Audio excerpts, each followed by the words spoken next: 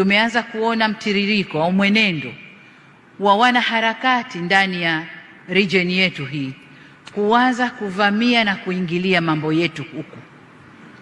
Sasa kama kwao wameshadhibitiwa, wasije kutuharibia huku.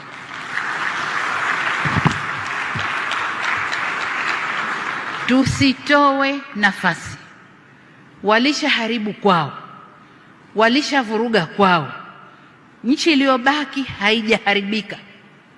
Watu wako na usalama na amani na utulivu ni hapa kwetu.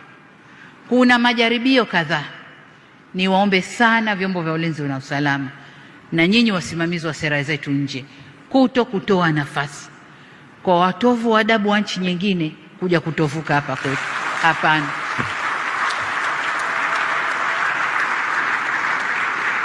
Nimeona klipu kadhaa za kunisema niko bias na nini.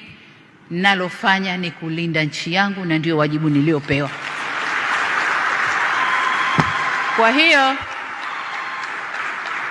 hatutatoa nafasi kwa kiumbe yoyote kuja kutuvurugia hapa.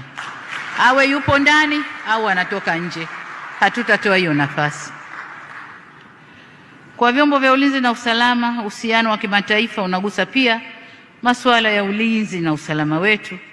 Kipekee nitumie nafasi hii kuvielekeza vyombo vya ulinzi na usalama kuhakikisha kuwa usalama wa nchi yetu ndani na nje ya mipaka yetu unaangaliwa kwa karibu.